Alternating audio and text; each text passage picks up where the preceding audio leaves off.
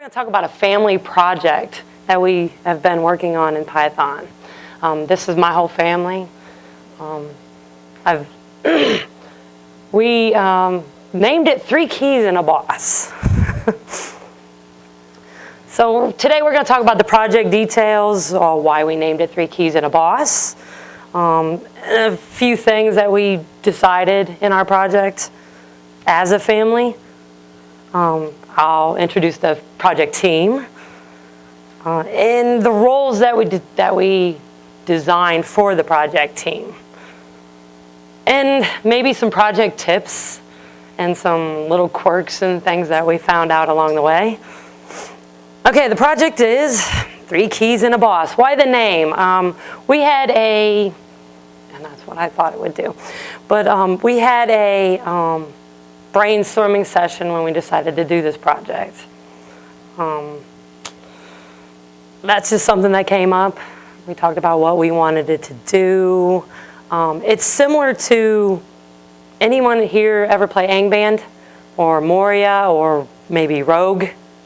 Yeah. And we're really into that game. My husband is the real gamer here, and he's got me hooked. And each one of my kids have played it, and they're all 3 hooked as well.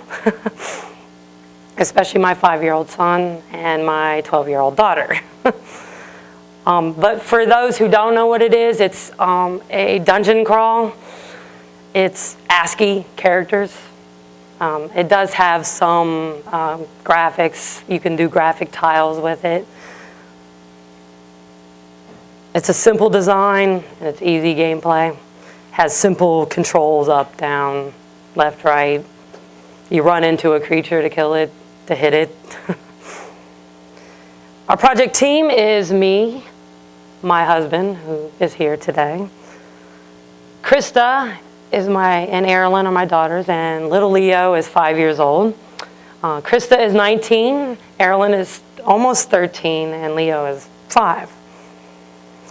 So we had to designate our roles to each of the kids, and we gave them we used their strengths. You'll see we're the project managers. We just had more experience in the project. We've done other projects together. With our business, we've done projects together, so we have a little more experience than the kids do. This is our graphic design consultant and story writer. This is my 19-year-old daughter. She's into designing things, mostly illustrations, so a lot of things we have to scan in, or things like that. She designed our storyboard. This is our real rudimentary storyboard. Sure. Well, we had the different colored keys. We have to go to the door and fight the boss, which happens to be a dragon. My kids are really into dragons. We got to choose which character we wanted, male or female. They had 3 different levels that they designed, plus the boss.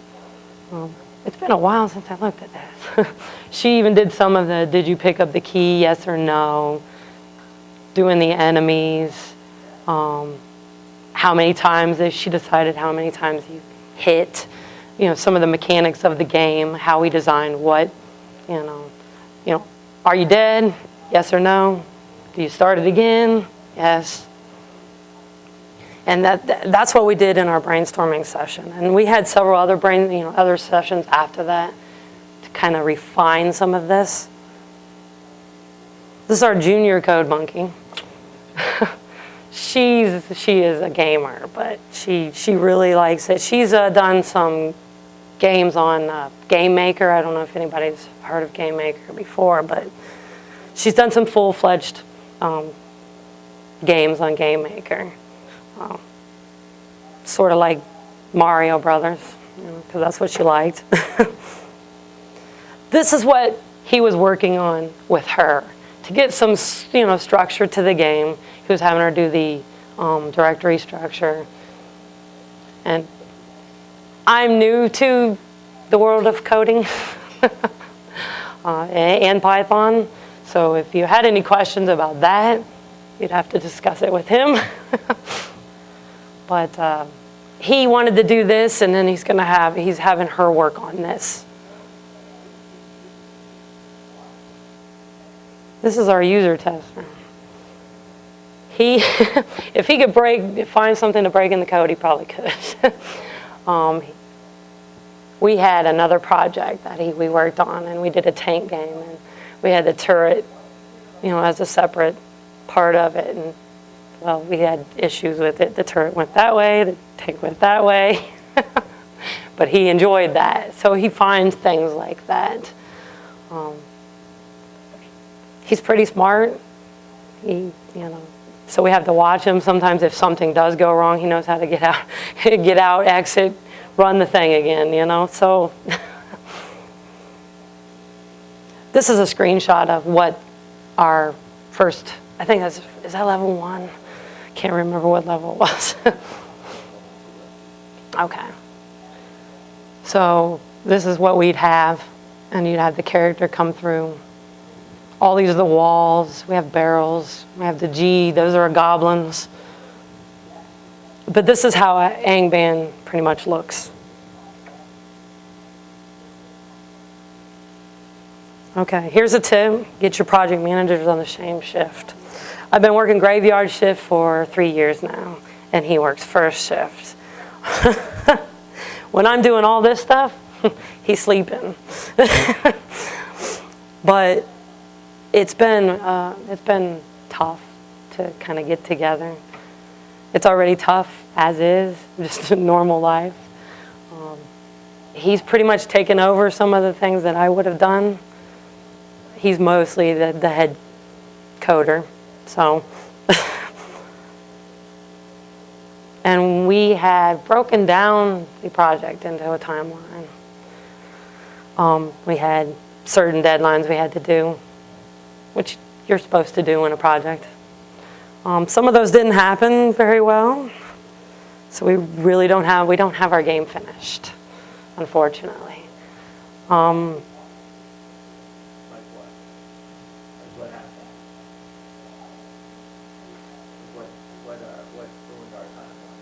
Oh, he's asking what ruined our timeline. We did have a vacation. And we also had a blackout a couple times. We live out in the middle of nowhere, so trees fall down everywhere. We lose power a lot. All right, any questions or discussions that we could have on project?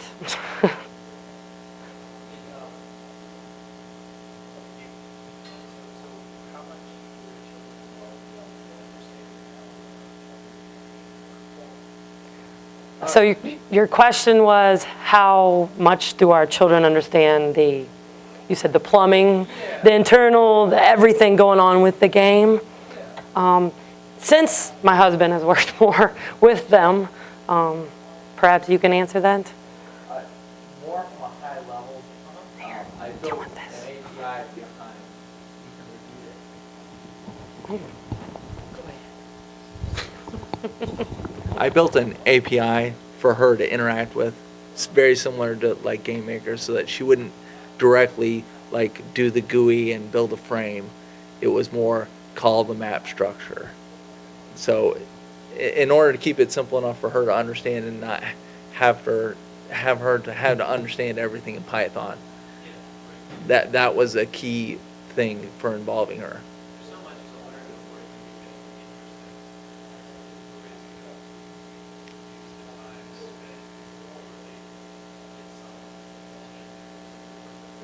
Well, and that's the whole point of building like a structure behind it. And my characters, the GUI, they call those modules instead of calling to Kinter directly.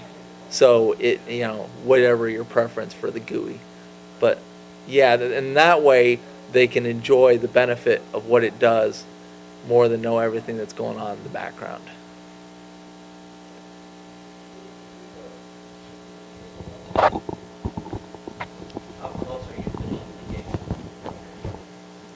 The game is actually pretty simple, so I'm taking a lot longer to get the API in place in order for it to work. And unfortunately, having my son as the tester, as soon as we told him he was going to be the tester, the next hour, is it done yet so I can test? And that possibly was the wrong thing to have him test it, but he loves playing games. He is definitely the gamer. Yes, we're still working on it.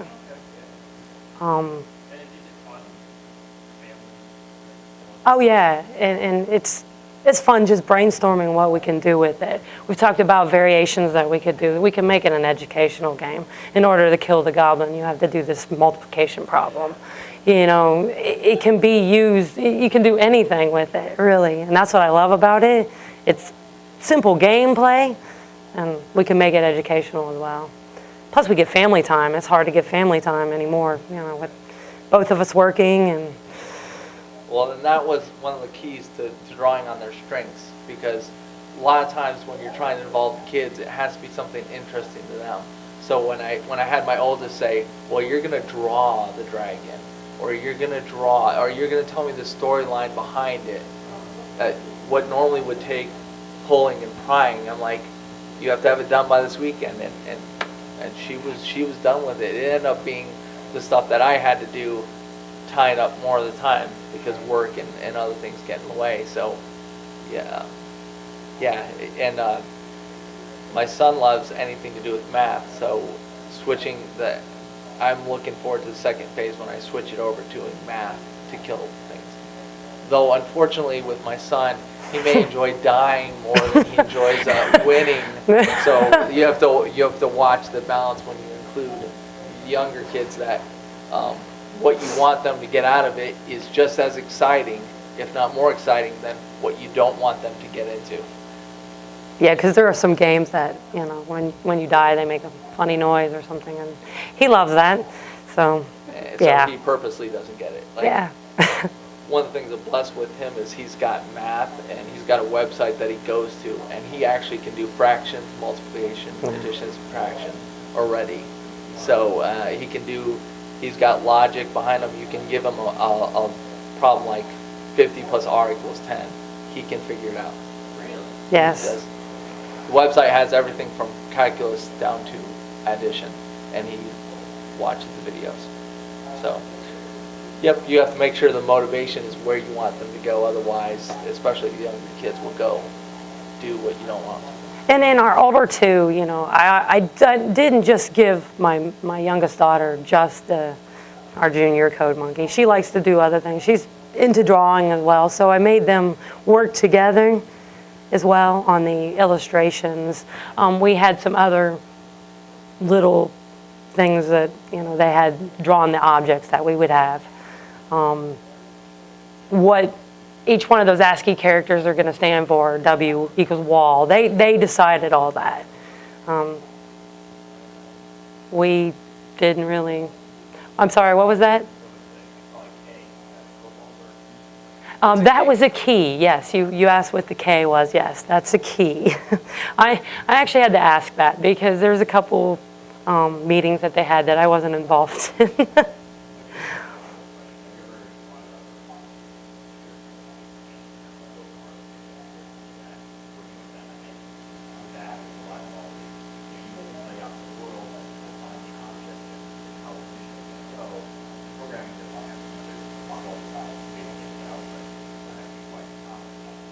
Okay, so you asked about the text-based games. Yes, I remember playing those. No, I've never really thought about that, but that's a good idea. I think that we might, you know, I'll keep that in mind for future projects because I think that my oldest too would enjoy that. And my son loves to read, so he may not like to write. He likes to write math problems, but that's how we've gotten him to write. So that may be something that we look into. Thank you very much for that.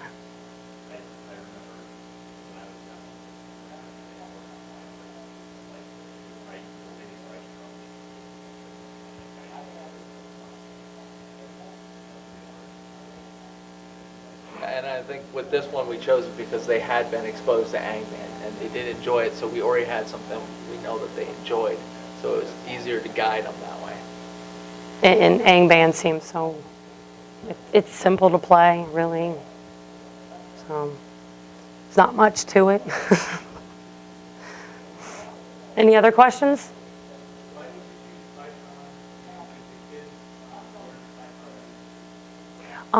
Your question was, why did we choose Python and did they learn it easily?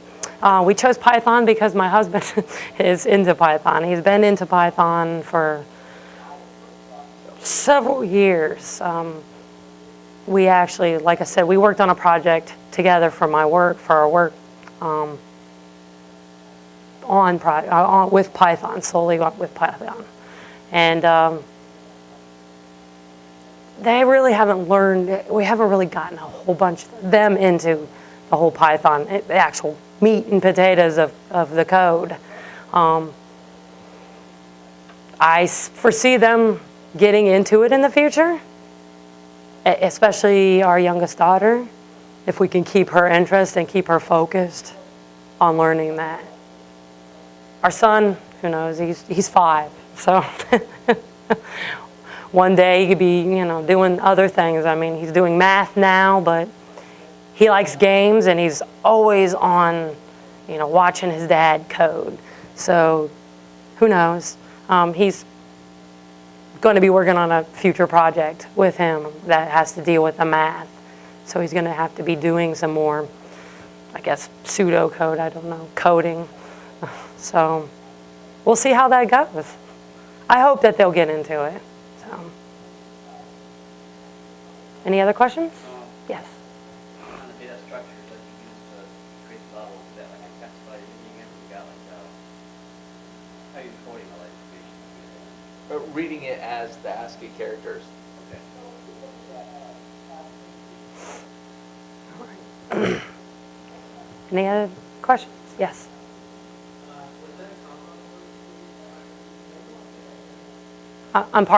Pardon me? I'm sorry.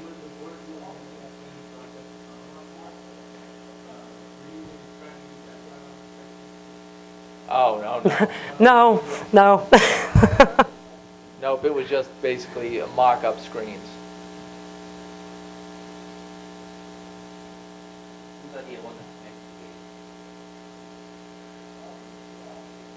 the game? We've talked about different times, but Pi Ohio was coming up, and we just talked about we enjoyed last year when I worked on the other game, and that we wanted to bring them in on a project. It just timing-wise just worked out. I think he wanted to do it more than anything. He just loves the code, so. Once he initiated that, everybody's like, ooh. Especially when we decided who gets to do what. They were just really excited. So, any other questions? All right, thank you very much.